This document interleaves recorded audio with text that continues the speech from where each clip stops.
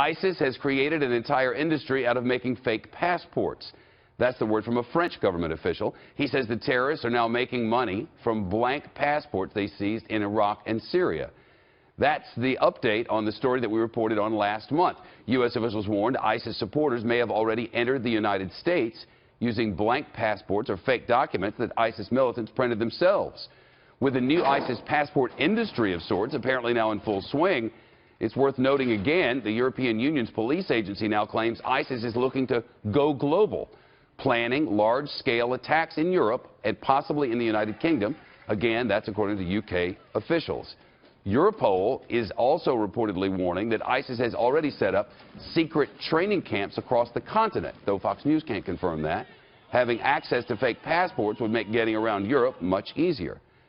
Tara Maller is a former military analyst at the CIA. We don't have anything to confirm that anybody's gotten in here on any fake passports, but the idea of it is quite frightening. And if they have this industry, suppose it's certainly possible, right? It is possible. It is frightening. It's a trifecta of the ISIS video this week, the news on the passports, and the Europol about the recent threatening environment in Europe. So it's not good. Having said that, you don't need a fake passport from Syria to commit a terrorist attack. In fact, many of the actual individuals involved in the Paris attacks had French or Belgian passports. So while it is a concern, it's homegrown terrorism is a threat with or without the passport issue. And what you're going to need to do is see a ramping up of security screenings at airports and with visas and all of that.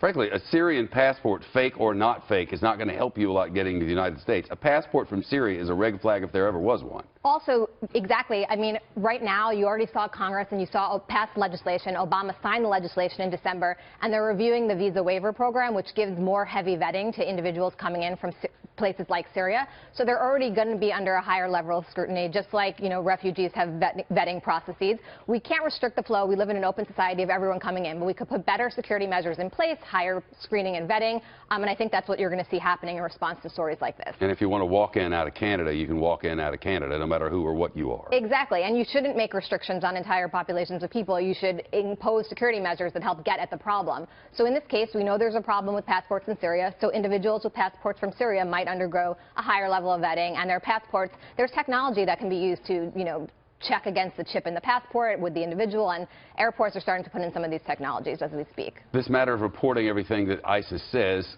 we report on it. We don't show them saying it because we don't feel like that's necessary, but we report on what they say because so often what they've said actually comes true. So to report that they've said we're going to attack or want to attack in the United Kingdom seems worthy, but it also serves their purpose of getting everybody all fired up, which is the real terror in all this. Well, I agree. I mean, a lot of their videos are propaganda, but I do say to people it's propaganda, but propaganda may also have actual strategic intelligence value. So in the past, their videos have been credible demonstrations of their strategy, the targets, types they want to hit, the places. It doesn't tell us the time, the place, the location, and that's why we need intelligence collecting information, intelligence sharing behind the scenes, but it does give you sort of their overarching strategy or their ambitions, and right now it seems they're focused on Europe, specifically France and the UK. And this whole see something, say something, otherwise be calm and carry on, that's sort of about it, isn't it? Exactly. You need to proceed as normal. We can't live in a state of alarm and panic constantly. No. You need to be extra vigilant, but you do need to keep calm and carry on, as the saying goes, and you need to proceed with life as normal and exert a higher level of vigilance and really hope that law enforcement is sharing the information that needs to be shared, putting the intelligence together, and that's what's going to keep us safe. Counting on them and appreciate them. Thank you. Thank you so much. Nice to see you. You too.